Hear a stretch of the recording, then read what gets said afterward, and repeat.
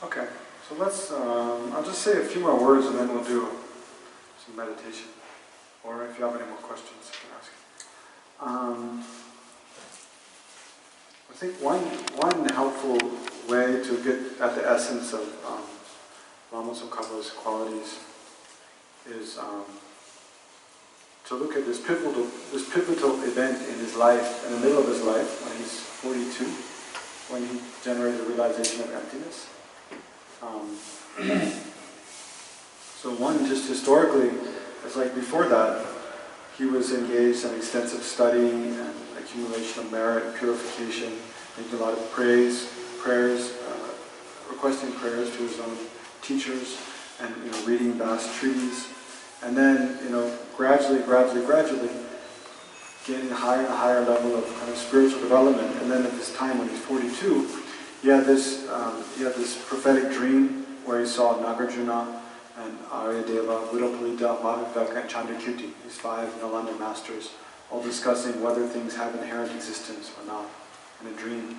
And then one of Buddha stood up and came forward and placed his text on Tsongkhapa's head in the dream. And then he woke up, and then he was reading this text, but Buddha.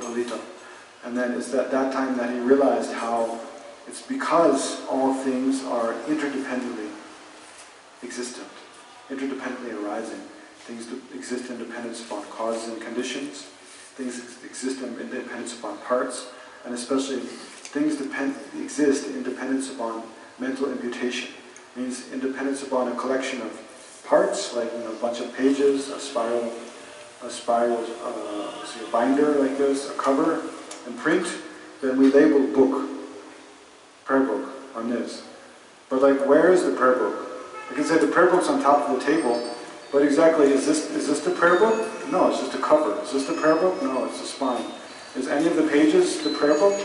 No. Any of the print is the prayer book? No. None of the parts of the prayer book are the prayer book, and yet there is nothing more than the parts. So how does the prayer book exist? We have this collection of parts organized in such a way that it's one kind of whole thing. And then we label prayer book on that. So that's how it exists. But then you look for that thing that is being labeled, the prayer book, and all you find is a basis for imputation, the basis of labeling, the collection of parts. So the same with us as a person.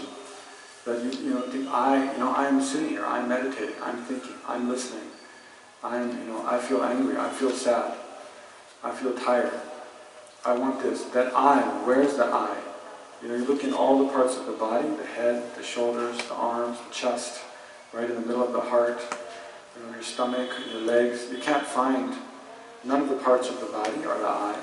Then you look in your mind, the thoughts, the plans for the future, memories about the past, pleasant feelings, unpleasant feelings, physical feelings, mental feelings, imagination, dreams. None of those things are I. And yet there's nothing more than all those parts of our body and our mind. There's nothing more to us than that, and yet none of those are I. So then where is the I? How does it exist? It exists merely as something that is labeled upon this collection of parts that are changing through time. So Tsongkhapa came to this realization that it's because things are interdependently arising, existing in dependence upon causes and conditions, existing in dependence upon parts, and existing especially in dependence upon mental imputation, upon labeling by the mind.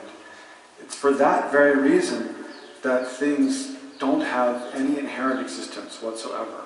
There is no independently, concretely existing thing that exists by its own power or from its own side. Right? So the book, it's not like we think, it looks to us like the book is just there on the table. It exists there in and of its own right, apart from my concepts, apart from my mind. There's a real book there. When we don't analyze, it looks like that. Everything appears to be like that. When we look at ourselves, it feels like, yeah, I'm really here. I'm sitting here. I'm here. I exist from my own side, under my own power, apart from whatever I think or whatever concepts I have, apart from any parts, apart from cause and conditions. There's this independent, inherently existing I. So we feel like that. But then when we analyze to see how everything is interdependently arising, we see quickly that there is no such thing. Nothing exists in that way. So when Tsongkhapa was 42, after many years of study and practice, accumulating merit, purifying obscurations, making strong devotional prayers, requesting prayers to his Lama, seeing his Lamas as one essence with the Buddha, and then gradually he came to this profound realization of emptiness. Everything is empty of inherent existence. Why? Because things exist as interdependently arising phenomena. And he saw this as the essential teaching of the Buddha. The most important, the most profound, the most significant teaching of Shakyamuni Buddha was this teaching of dependent arising. And therefore he wrote this prayer, Dendodopa, in praise of dependent arising. Which is probably one of the most important things that Tsongkhapa wrote.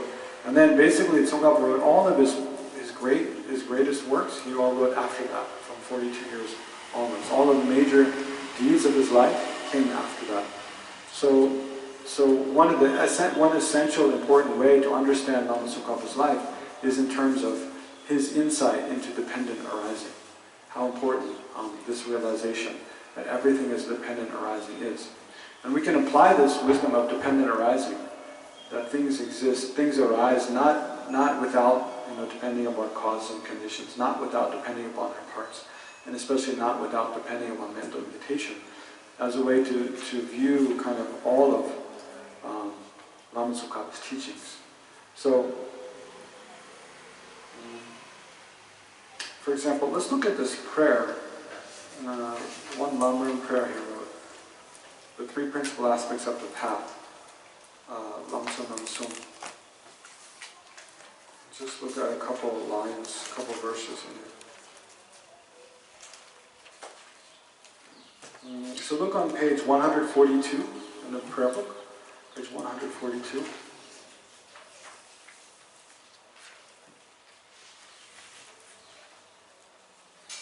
Page 142, and then it says how to generate renunciation. It's the first section there.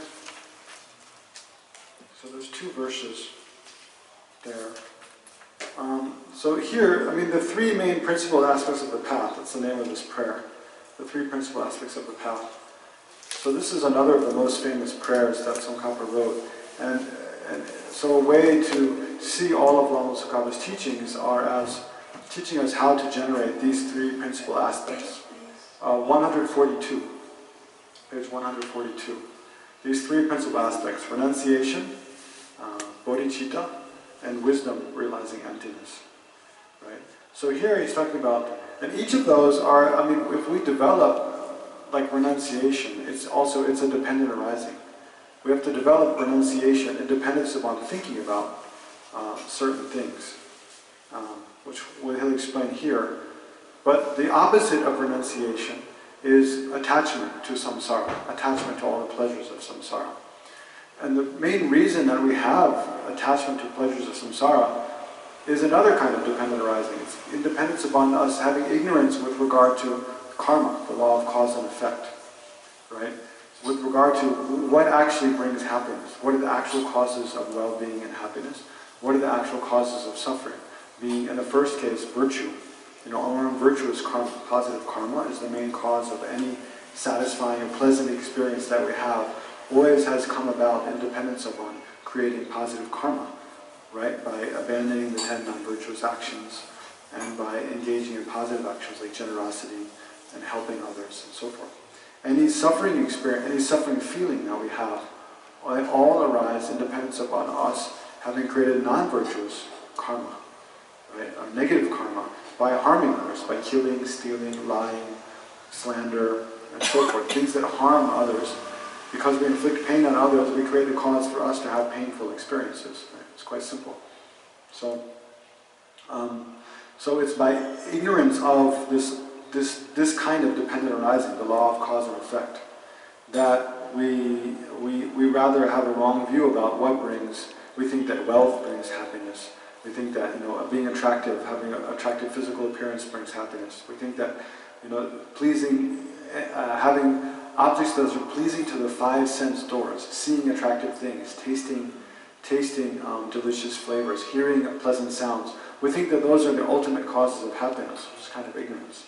So then, thereby we have attachment to all the pleasures of samsara, and we ignore dharma, right? So Lama Tsongkhapa is saying that in order to generate renunciation, the first kind of realization on the path, we need to have a wisdom accurately understanding the dependent arising of what brings about happiness and what eliminates suffering.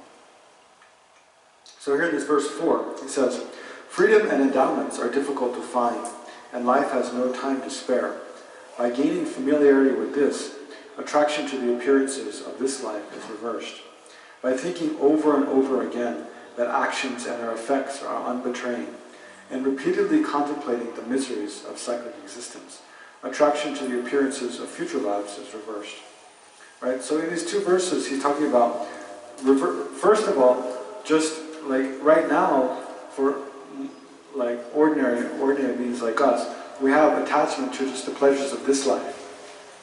Attachment to being other people praising us, attachment to pleasant physical sensations, tastes and sounds, attachment to sleep, attachment to being entertained, when we look up the news on the phone or get messages from people, attachment to being the object of other people's attention, attachment to other people knowing about us, like when we update our Facebook page so everybody knows like what we're eating, what we're doing, what we're thinking. We want people to know about us. It brings us some kind of... Then other people make comments they like and we feel happy because we know that someone's paying attention to us. So we're attached to just these kind of very trivial pleasures of this life that actually are not long-lasting. Right? Then next time we make an update and nobody likes it, we feel very down. We feel unhappy. So the first verse is about how to reduce and eliminate this attachment to these very trivial pleasures of this life. And he says, freedom and endowments. So think about this. Freedom and endowments are difficult to find, and life has no time to spare. By gaining familiarity with this, right? So freedom and endowments means this human body. He's talking about our precious human rebirth. How we have rebirth as a human now. The unique feature of a human is that we have intelligence. Not only do we have intelligence, but we've met with spiritual teachings of the Buddha, which show us, they teach us what are the actual causes of long-lasting happiness and what are the causes of suffering, and how to act in accord with that kind of wisdom. So this opportunity, where we have the 8 freedoms and the 10 endowments, basically we have human life, intelligence, we have clear faculties, mental faculties, and we have access to spiritual teachings and guidance, right? So this freedom and endowments is extremely difficult to find. And life has no time to spare.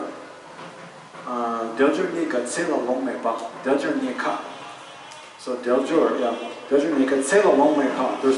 don't have much time to live. Life doesn't last very long. So this opportunity, when we have access, this opportunity whereby we can direct our life towards long-lasting happiness and away from suffering, it doesn't last long. It'll be, because we're going to die, and we don't know when we're going to die.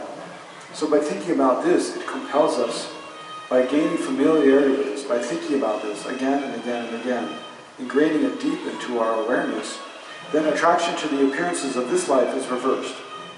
So why is it reversed? Because thinking about death, we realize that all the things we enjoy in this life is all going to come to an end. When we're dying, there's no more, Facebook updates. There's no more people, no more likes, no more people giving us attention, no more praise, no more food, delicious meals, no more music, no more seeing different things. All that is completely over. And what is the result of enjoying all those things? It's like nothing.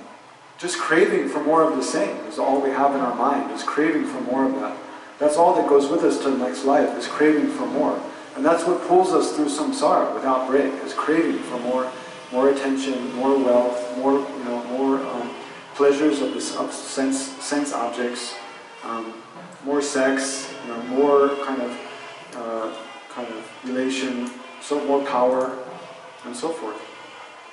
So by thinking about death again and again and again helps us see how trivial and meaningless those things are, and then by thinking about how we have this opportunity now in this human rebirth to do something, to bring ourselves closer to real lasting happiness.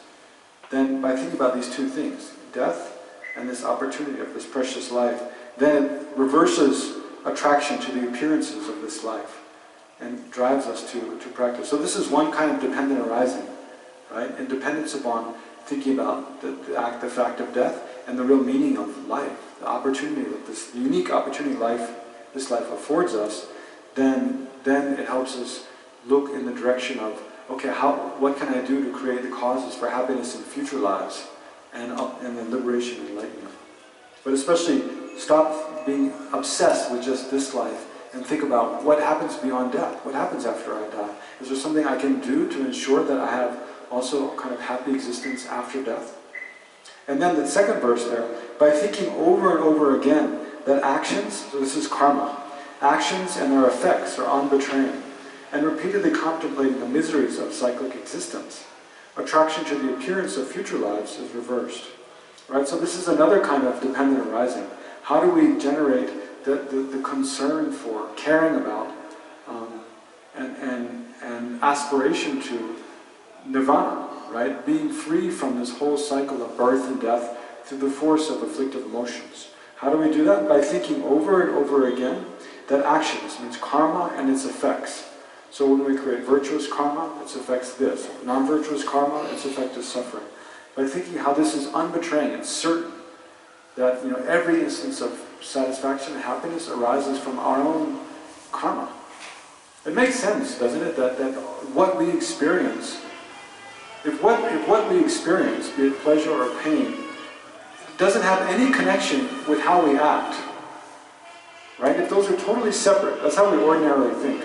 How I act, it's not related to, because some people, it's true, you see some people very nice, very good, their morality is very pure. They're honest, they don't lie, they don't steal, they're very kind, very generous, and yet they have tons of problems.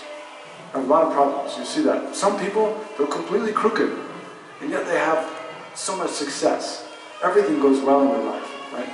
So from that kind of instance, it looks like there's no connection between the way we act and the kind of result that we get. Like even though we're very crooked, lie, cheat, steal to people, still people believe us. Like look at Trump, so much lying all the time. And still, I don't know if people believe him, but they seem to. Like some people, they lie left, right, and center, and yet they have this kind of confidence, this kind of karma, really, that somehow people still, they trust them, to lead their country, to lead their whatever. So by this, it kind of looks like, maybe there's no connection between my actions and what results. But if that's the case, then it means that we have no control over what happens to us. Because whatever we do, it doesn't matter. Whether we have happiness or suffering, it means there is no, well, if there's a cause of it, maybe, like Christians would say it's a creator God. God causes you to have, suffering or have success or have failure, have problems or have everything go well. It's all the result of God's action. So then, to get what you want, you have to pray to God. Ask God to give you kind of what you want, and you have to follow God's advice. But then, where is this God? How does this God do all those things? How did he get that kind of power? And how do I know that my praying to God actually changes his mind about what he's going to do at all, right? And then if there's no God and there's no karma, then it means whatever we do, it doesn't matter, because whatever we do is not related to what kind of experience we have. But that also doesn't make sense, right? Because the kind of experience we have, whether it's pleasant or unpleasant, there has to be a reason that we experience happiness, pleasant, good fortune. There has to be a reason that we have those things come. It can't be, because nothing has no reason whatsoever. Nothing happens without any reason or any cause, right? So the only thing that makes sense is that it's due to our harming others, we receive harm. Due to our helping others, we receive benefit. We receive happiness. So he's saying, by thinking over and over again about actions and their effects, how the law of cause and effect, and especially the law of karma, the law of cause and effect as it relates to our inner experiences, how that's unbetraying. It's just a natural law. It happens. It occurs like flawlessly. And repeatedly thinking about the suffering of all of samsara, the miseries of cyclic existence, means as long as we take rebirth through the force of afflictive emotions and karma, then we necessarily experience all kinds of problems, right? Sickness, old age, and death, being separated from all of our loved ones, going on alone again and again, falling from high status to low status, never being satisfied with whatever we get, always craving more and more and more. and then meeting with conditions that we don't like, being separated from conditions and people that we like, things we want. So that's inevitable. That's wherever we go in samsara. And no state of peace or happiness we have is lasting and stable, because the whole thing is built on this grasping at a kind of self that doesn't exist at all, right? So therefore, you know, however much positive karma we create to be born as like a celestial being in a heaven, still that's not a stable state of existence. The karma to be there will eventually come to an end and then we'll fall down again. So we'll suffer. So by thinking about the unbetraying law of karma, the cause and effect, and there's no real lasting, stable, reliable happiness in samsara. It's all in the nature of suffering, be it the suffering of suffering or the suffering of change or pervasive compounding suffering. So by thinking about those things, we generate aversion for all of samsara, no matter how much pleasure there is. Because there's a lot of pleasure in samsara. You know, we can go to nice restaurants, we can be with really nice people, we can go to beautiful places for a holiday, we can go to Dalai Lama's teachings and feel this, this joy of being in the presence of this amazing being. And there's nothing wrong with all those are fine. But if we see those as like the end-all be-all, there's nothing more than that, then we're really kind of shortchanging ourselves, right? Because there's so much more lasting happiness is possible. So right. So thinking about all these kind of faults of whatever pleasure we have in samsara, thinking how it's still in the nature of suffering. And then, and the unbetraying law of karma, law of cause and effect, then we generate strong wish to be free from all pleasures of samsara. So this is another kind of dependent arising that Tsongkhapa is teaching. Understand what are the causes of happiness, what are the causes of suffering, how samsara is all in the nature of suffering, the first noble truth. And then by thinking of that, generate renunciation, a wish to be free from that. Right? So this is a kind of dependent arising. And then the second thing, so that's the first principal aspect, is renunciation. How we have to think in order to generate that attitude. He explains very clearly. Then the second one is the bodhicitta. In order to generate this aspiration to achieve full enlightenment, then what's the main thing? What's the main cause for that? The kind of dependent arising that gives rise to this profound aspiration of bodhicitta. One is thinking about the faults of self-cherishing. Thinking about it, when we only think about ourselves, when we only are concerned about our own welfare, how we feel lonely, we feel in competition, we'll put ourselves in a state of competition with everybody around us. Because anybody else's happiness, just to us it appears as like a reflection of our own unhappiness. Anybody else's success is like a reflection, we feel like a failure in relation, because we can't rejoice. Because we're only thinking about me and me and me. Then when we see anybody else succeed, then we think like, oh, I have to do something better, or why didn't I get that success? Instead of, we're not able to just wholeheartedly rejoice in their success because we don't really care about them, right? So when we're self-cherishing, makes us feel very isolated from others, in competition with others, makes us not trust others because we don't trust other people, and makes us feel small, and any challenges that we have seem huge. Also, other people don't trust us because they feel that we don't care about them. We only care about ourselves. Like, we've all been around people like that they're totally self-centered. They never ask. We always ask, how are you? How are they doing? They never ask anything about us. They only care. They only think about their own trip without giving any concern to anyone else. Nobody likes to be around that kind of person. So one is seeing the faults of being totally self-centered, not caring about others, and the opposite. And then the second is seeing the benefits of cherishing others, of caring about others. When you care about others, then you feel like they're your friends. You trust them. You feel like when they have some success, you take joy in it. You feel happy about it. Whatever enjoyment they have, it brings you joy. Just like a mother, because a mother cares about her children, then whatever enjoyment the children have, the mother also feels. Whatever pain the children have, the mother also feels the pain. Why? Because she cares about them. So if we feel that way about all other sentient beings, on the one hand, whatever enjoyment they have, we feel very happy. Whatever suffering they have, on the opposite, whatever suffering they have, we feel like it's our personal burden as well, that we have to do something about.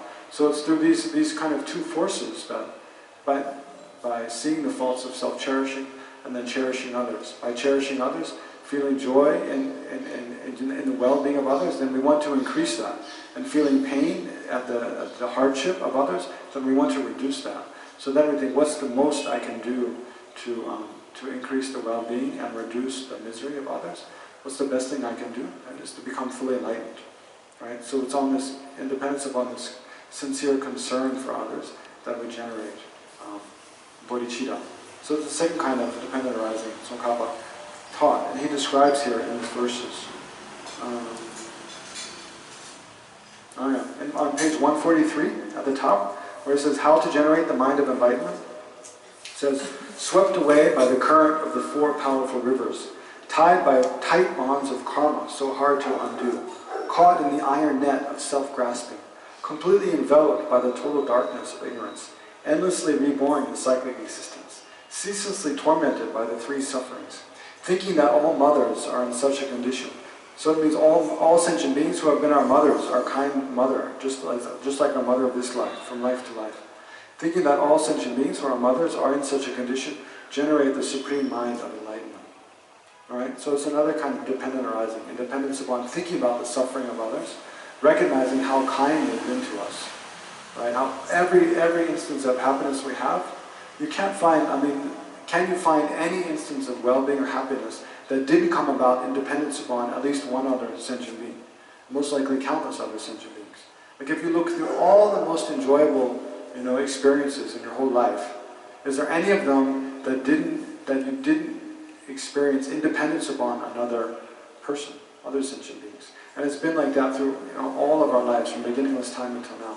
So all of our happiness comes about in dependence upon other sentient beings. All the other sentient beings have been as kind to us as our mother of this life, or the kindest mother that we've ever had. And seeing how they suffer so much, then engenders us with a strong sense of wanting to do whatever we can to benefit others. So it's another kind of dependent arising. And then the main one is realizing emptiness.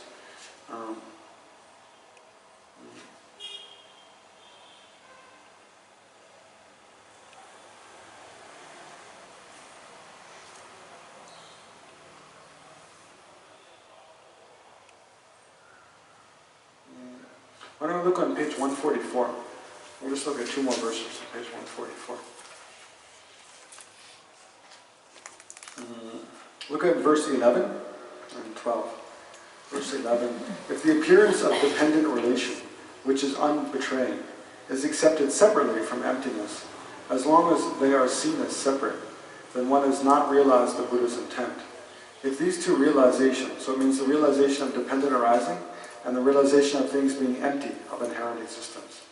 If these two realizations are happening simultaneously, without alteration, and from merely seeing dependent relation as completely unbetraying, the definite ascertainment comes that completely destroys the way all objects are apprehended as truly existent. At that time, the analysis of the ultimate view is complete. So he's saying it's wrong as long as you see things being dependently related as one thing, and things being empty of inherent existence as something separate, then you've not realized the ultimate intent of the Buddha. But when you see simultaneously that it's for the very reason that things are dependent upon causes and conditions, they're produced in dependence upon causes and conditions, they exist by they're composed of parts, they depend upon their parts. There's nothing that exists that doesn't have parts. And that they exist in dependence upon, especially imputation by the mind, labeling. Upon the pieces of all the parts of the prayer book, we label prayer book. Upon the parts of a person, we label I, the person. So when you see that it's for the very reason that the nature of things is to be a dependently arising phenomena, for that very reason there is no inherent existence whatsoever. And those two realizations are not something unrelated, and one happens at another time, the other happens at another time. But they're inextricably part, they're like two sides of the same coin. They're completely part of the same, they're two parts of the same realization. At that time, you've realized the intent of the Buddha. So this is, probably one of the most important things that Lama Tsongkhapa taught. he clarified that this is the intent of the Buddha, as explained by Nagarjuna and Asanga, and later Bhaviveka and Chandakirti. That it's for this reason that things are interdependently arising phenomena. One, by looking at interdependent arising of karma, the law of cause and effect, that helps us generate renunciation for samsara and understand how to act in a moral way. Looking at how all of our happiness arises in dependence upon other sentient beings helps us generate concern for others and generate bodhicitta.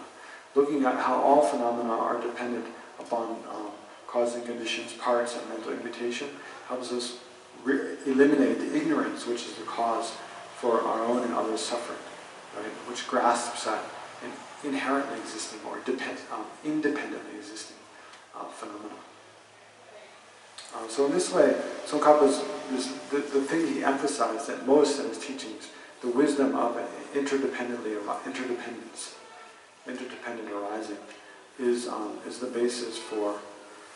He shows clearly as being the basis for generating the three main realizations to generate on the path of renunciation, bodhicitta, and wisdom of emptiness. So, yeah, if you have any questions, I'll take questions, otherwise we'll do some meditation. Yeah. You mentioned about drum or, and other person, two examples you gave, right? One person who's very moral but has suffering. So other person who's not moral but very happy.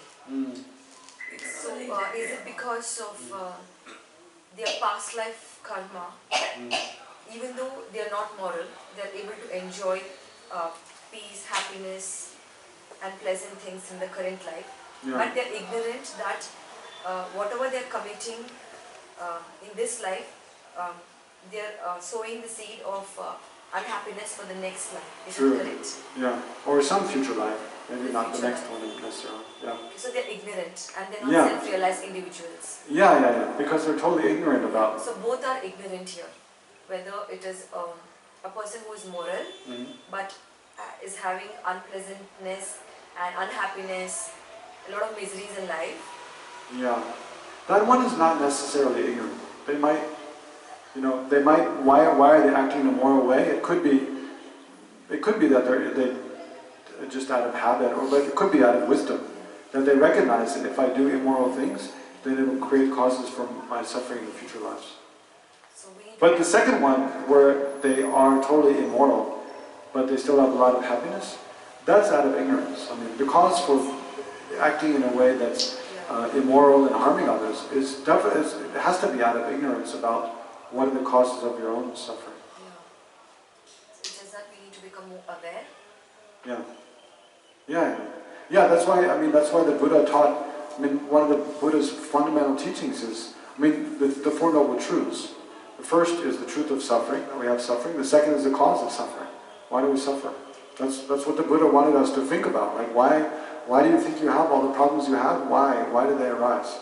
What is the actual ultimate cause of them?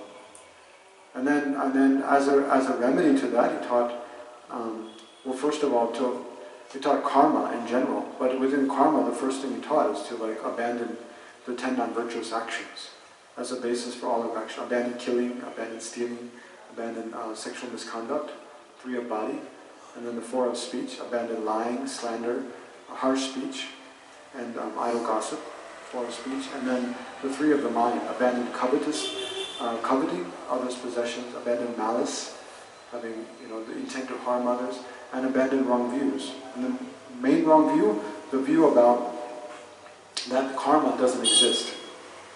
Karma, the law of cause and effect, that it doesn't exist. Which means, like what I was saying, that you feel like there's no connection between whether I'm a good person or a bad person, whether I am honest or whether I'm lying and cheating. It doesn't matter.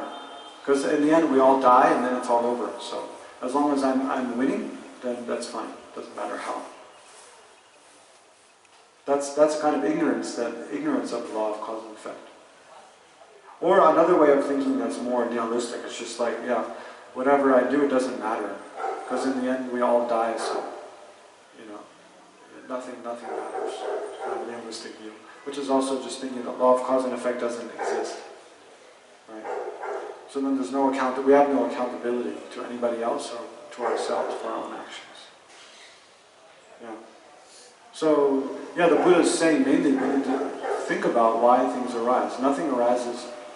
In the physical world, you don't see anything being produced without causes. You know? If you don't have the cause for this plate gathered together, it's impossible to have the plate. If you don't have the cause for this prayer book, you know, the pulp from the trees and the ink and the words and stuff, you can't possibly have a prayer book, you know? The flowers, the mala, I mean anything, the building, the air, the whole earth, the whole planet, I mean the whole universe.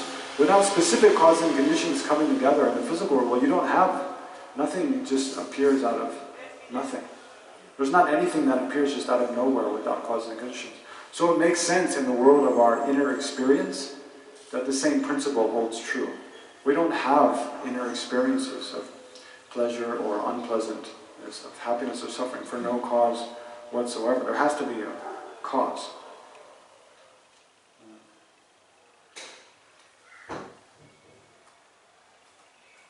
Subhashi, don't you have a question? Can I make up for Subhashi? You can ask your own question. You can never make up for Subhashi's question. That's true. Isn't it ironic? Why is that supposed to be sarcasm, or is it... No, it's sincere. I mean, your questions they're unique in their own way. And they're yours. They're coming from you, so it's not the same. No, but I'm sure everybody is unique in their own way. They are, yeah. But your questions could also never make up for Aband's questions as well. We each have our own unique kind of questions. But Aband's first. Okay. Yeah. You know, when people are born with so much of luxury and wealth and just about everything that one could imagine. Some people, yeah. The people that we see around us, with just about everything that you can imagine. Well, some of them. I mean, we see all kinds of people. Yeah. No, I'm Okay. talking about that category. Yeah. Right? Okay. The super rich or the super politicians, and you know. Yeah. And then they're born with a character or a personality which is so foul. It seems to be all the wealth that they've got seems to be doesn't go in their favor really. You know what I mean? Yeah. It sort of more than just compensates. I mean, to have a character which is that foul, where you don't treat people like people. Yeah. You know, where you don't know right from wrong, or you couldn't care less about right from wrong. Yeah. You just got your own, steamroller way of going about things, and then what is the point of all that you've been given? All the so-called respect, or the power, the money, and What's the point of it? yeah, what's the point of it? I don't know. I mean, it's just a result of karma. Yeah, it doesn't Those seem two to be. things. It doesn't seem to be like your previous karmic actions are rewarding you. It doesn't seem to be a reward, because obviously you're going straight down a very It's a samsaric pleasure. It's a trap, actually, in a sense. Doesn't It is a seem like trap, a yes. reward. I mean, it's So not when like you see people with that much. it's not like karma. The law of cause and effect is it's like an intelligent person making judgment or making plans or allotting rewards or allotting punishment. It's not like a god. You know. Karma is not like a god. No, I've understood that. Yeah. But what I mean is. But it's just each result has its own appropriate cause. Yeah, when we That's all. say that when people are born into very, these kind of royal kind of circumstances, Yeah. right? Mm. And so it must be out of some great good karma that they have. Yeah, generosity, practicing generosity. But then they're born with these personalities, which completely. Yeah, due to afflictive emotions in the Yeah, past. so. You can have both. I mean, come on, you can have people that are very generous and also have very kind of amoral. No? They can go together fully. Just because someone's very generous doesn't mean that they're a very moral person at all. No? So that would be a perfect kind of cause. You know, someone, I don't know, back in the 1800s, you have, and in the U.S. you have like these kind of robber barons. Like Carnegie Mellon is one famous university in the U.S. Carnegie Mellon, the person who founded it, he's made tons of money on railroads, but totally unscrupulous kind of business methods. Buying off politicians and making the government paying bribes to all politicians to make tons of money, but then also extremely generous, so enable a lot of people to have good education. So there's one result of that, but there's another result of lying and bribing and cheating other people. Then also the result comes.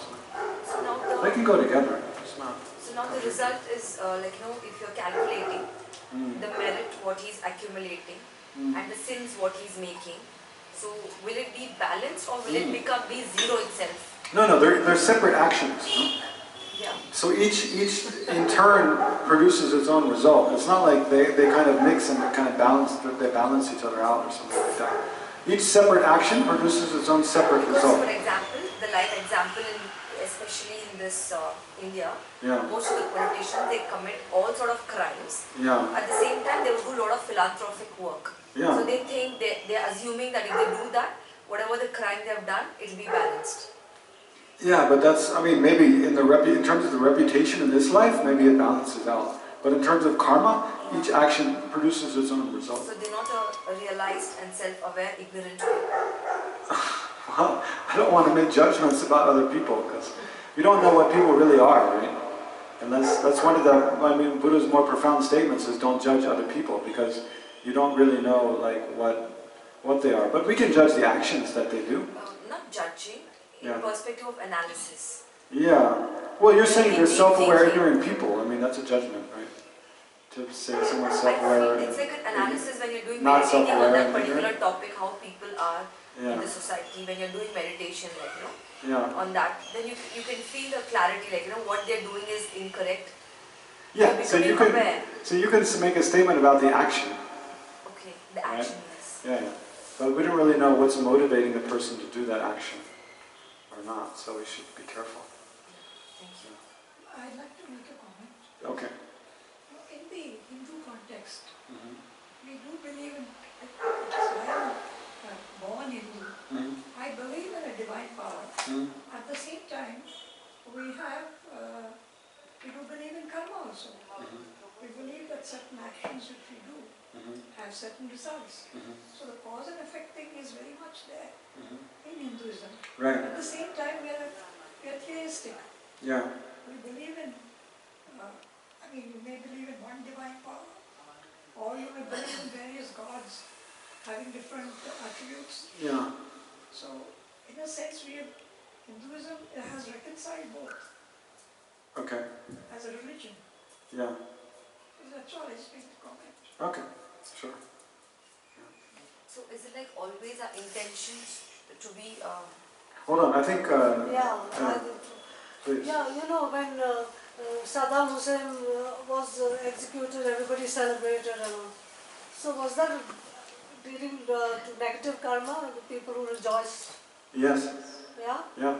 Like something like that happened recently, right? Those guys got shot by the cops. Yeah, if we rejoice in someone being killed, then we create a part of the karma of killing. Yeah. Oh.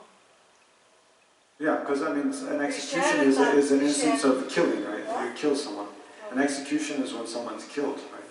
So if we rejoice and killing is one of the most obvious natural non-virtuous actions, right? Because you're destroying the person's life. As long as they have life, they have the potential to keep learning, basically, to do something good with the life.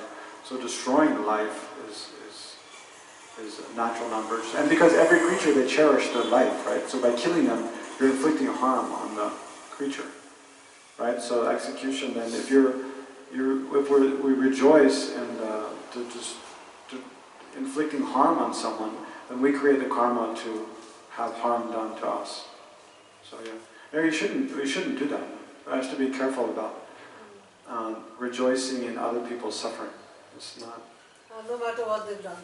Yeah, one, it's just. We should always try to switch roles.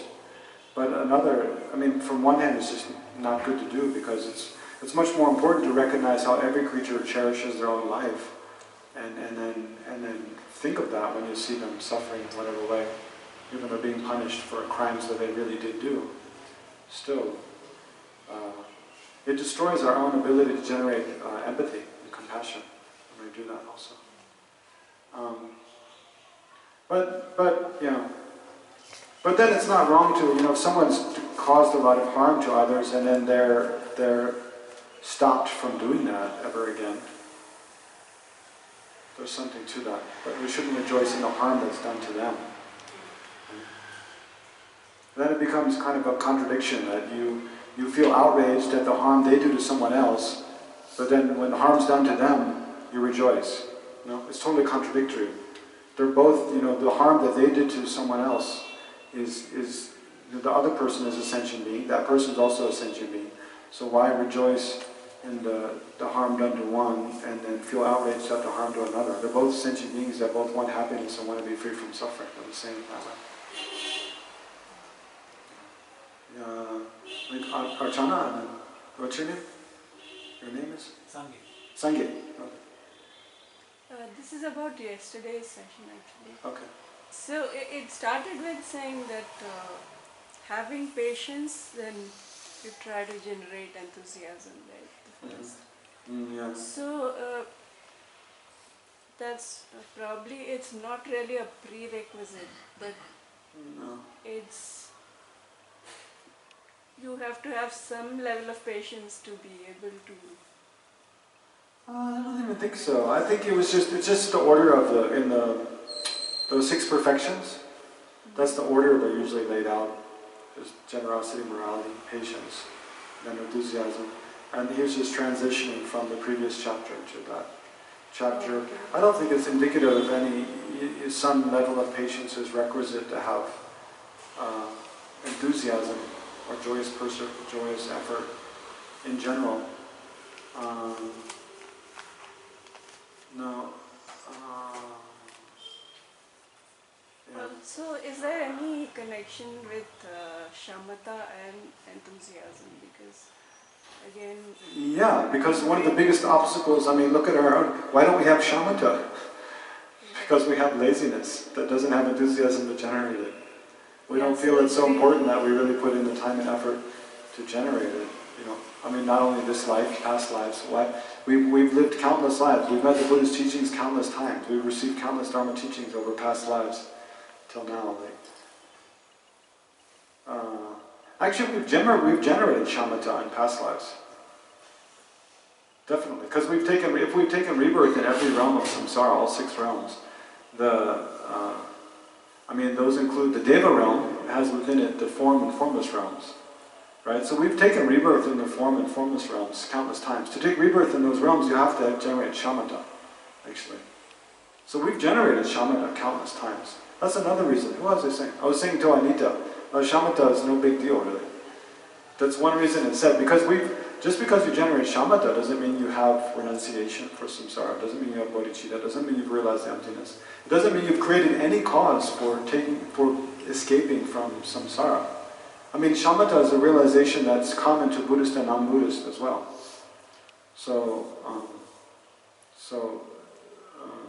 Shamatha, of course, it's good, it's important to generate, but in and of itself, it's not going to bring us any closer to freedom from samsara.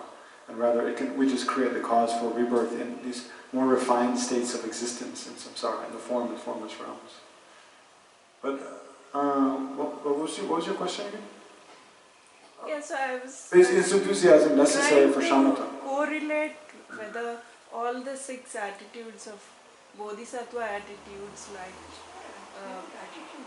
the 6 perfections. Yeah, that's true. They're like qualities that you develop. Yeah, different realizations you develop. So they would be, with shamatha, they would be developed faster to a greater extent, or... Yes. Yeah. Say once you generate shamatha, then it's very easy to generate any other realization. If you have the right instruction. Because your mind is so focused. You can focus your mind, you're not distracted whatsoever. Like the biggest obstacle to our general realizations is distraction. Our mind is always distracted to objects of attachment. When we sit and try to meditate, we're thinking about something else all the time. So we can't, it's difficult to generate any deep feeling for, the different realizations on the path, because our mind is distracted. Subhashini. When we look at the 6 perfections, Mm-hmm. the first 3 Mm-hmm. are in relation to somebody else, others, while the other 3 are more linked with your own self. Generally, that's true, yeah. I mean, generally of the 6 perfections, the main one is the 6th, wisdom. Because the perfection of wisdom. Because that's what actually is going to cut the root of samsara. So to generate wisdom, you have to generate wisdom that has the power to cut the root of samsara, you have to have shamatha. To generate shamatha, you have to have a lot of enthusiasm, or you don't make the effort. You have joyous effort, you have to have that. And then the first 3 are like the method side of the path. So also to generate shamatha and wisdom realizing emptiness, you have to have a lot of merit. So if you keep getting angry at people, you're destroying whatever merit you create. You destroy it very quickly, right? There's a verse by Chandrakirti in Supplement to the Middle Way that says, I mean it's in the sutra.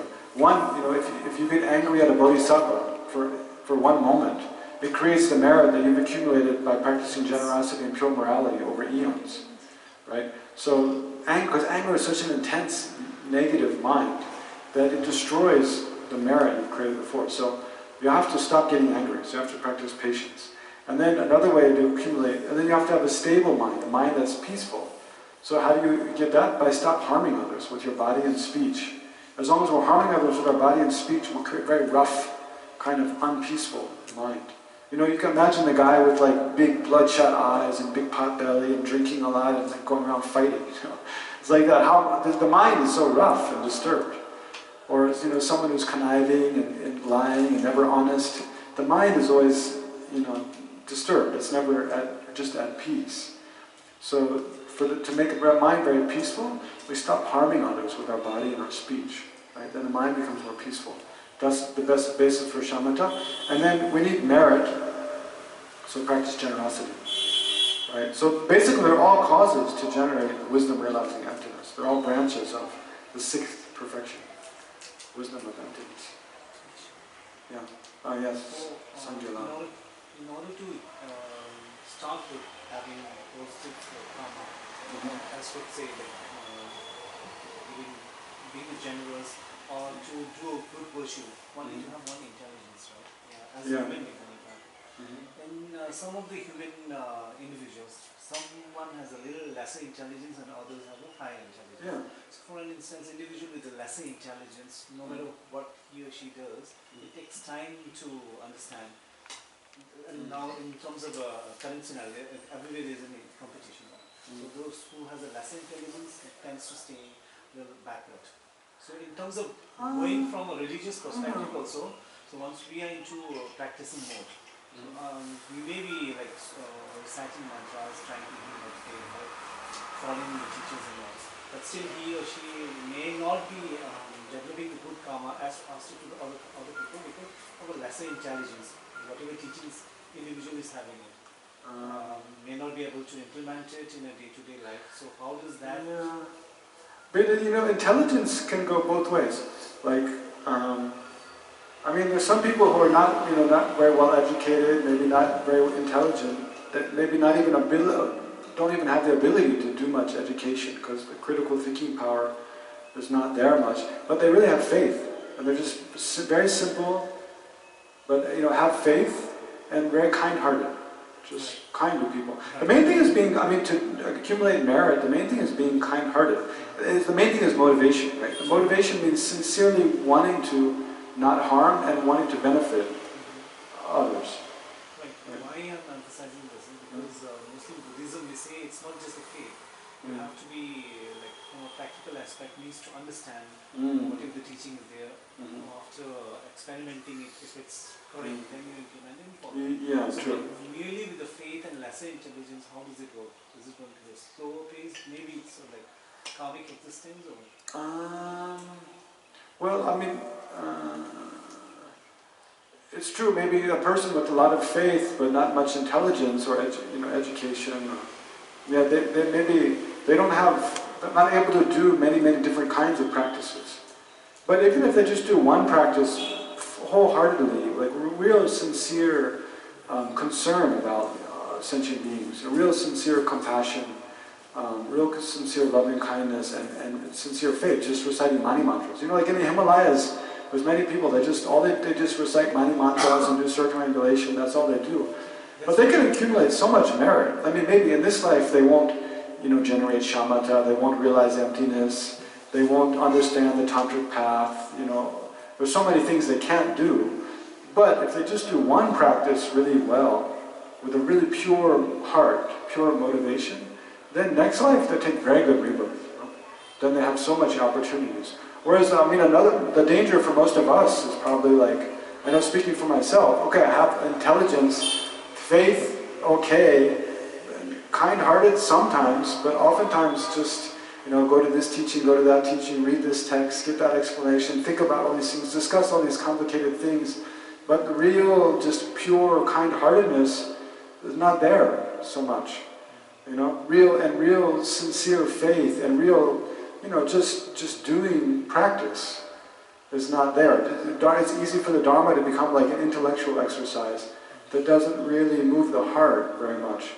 Whereas sometimes when we have less intelligence, it's easier to generate a real, a real pure heart, that's just really feels the suffering of others, rather because you don't get caught up in your head so much. So it's hard to say one is better than the other. Generally, it's best to have both. Have real sincere kind-heartedness and have intelligence to know how to benefit, how to make progress on the path quickly. You want to have both together as much as you can. But if you're going to choose one, it's better just to have kind heart and not much intelligence, rather than a lot of intelligence but not really sincerely being kind-hearted. In fact, there have been stories that that the Venerables have been telling us about how there was this person and she was taught a mantra by her son, but she didn't catch it correctly, and she kept saying it. But even then, because of the faith, she got the merit for it. True. Yeah, because of the power of the faith, then even something that's not a real mantra, it has power because you have faith in it. And even about the gold dust and the Ashoka. Oh, the child who offered, Ashoka, and he was a child during Shakyamuni Buddha's lifetime. And the Buddha was coming along the road begging for alms, and there was a group of children playing in the sand, making food with the sand, like pies and dosas and things. And then this child saw the Buddha and felt inspired with faith and offered a handful of sand. And the Buddha accepted it in his bowl, visualizing it as gold. Visualizing it as gold, offered it, and then based on that became this wealthy, powerful Buddha, Ashoka, in the later life. Yeah, again, through the power of faith, not intelligence. See, if he had so much intelligence, the child would be thinking, oh, this is just sand. I can't offer the Buddha a handful of sand. But almost because of that intelligence, is thinking, or even more intelligent, would think, well, I'll just visualize it as sand. But anyway. So is belief and faith the same? No, so belief and faith. Yes, so something belief in yourself and with the complete faith. So how do you draw a line between both?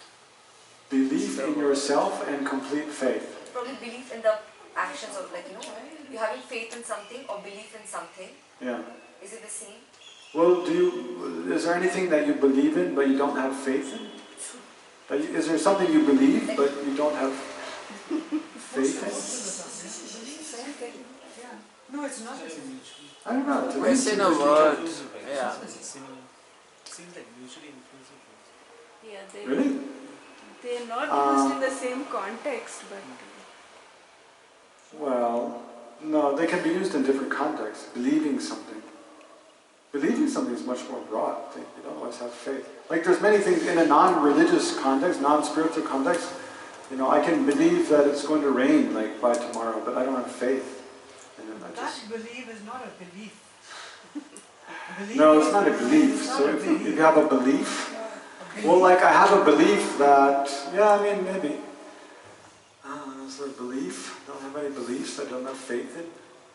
Yeah, you can. Faith is a different thing completely. Yeah, to me it seems like, what do you think faith is? And that's Faith I is believe you can do, but I don't have a a faith. doubtless Something kind you of can faith. do. That should be as is unshakable. Without doubt, without a shadow of a doubt, yeah. you know something, you know, not intellectually, but from inside. That's faith. That's faith. If you go to a doctor see, I do and agree. he prescribes something, Yeah. you take it because you have faith in him. And you believe in him also. Yeah, you believe. How do you? Yeah, they often go together, there's no question, but I'm not convinced that they're the same. I think there can be. But then I have to posit something. Like have a belief in... see, belief in a person, usually you have faith in the person too. No, but Probably. That's trust. you have a Yeah, belief it in the involves existence trust. of the Buddha, Yeah. and therefore Yeah, it's easy to find examples of both, I'm saying, but I want to find an example where I have belief in something, but I don't have faith in it. That's what I'm saying.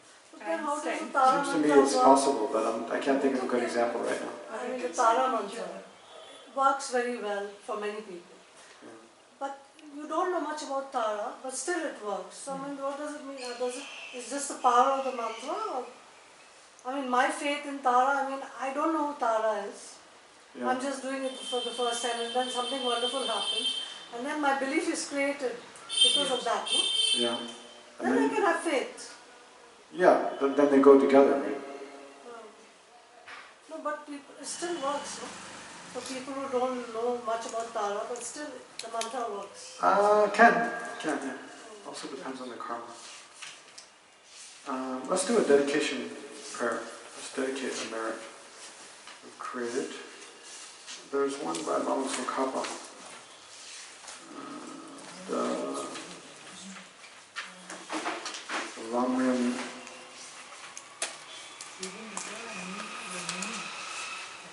prayer.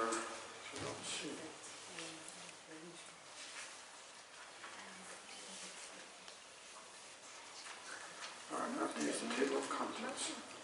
Final Lamrim dedication. Final Lamrim dedication prayer. 263. 263. Page 263.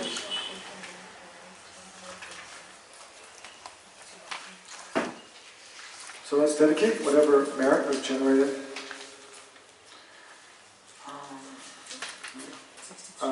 May all sentient beings be free from every form of suffering and have every happiness of full enlightenment.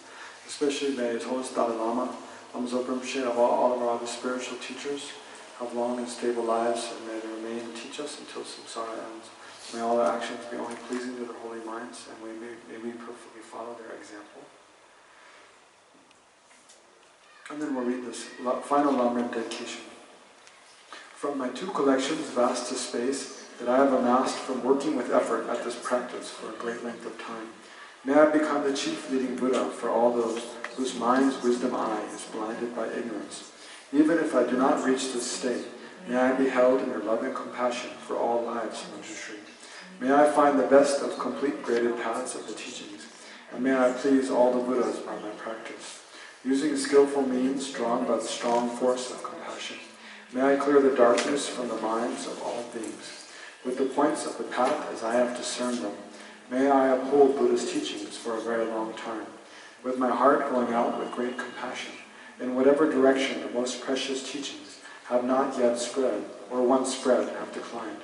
May I reveal this treasure of happiness and aid. May the minds of those who wish for liberation be granted bounteous peace, and the Buddha's deeds be nourished for a long time.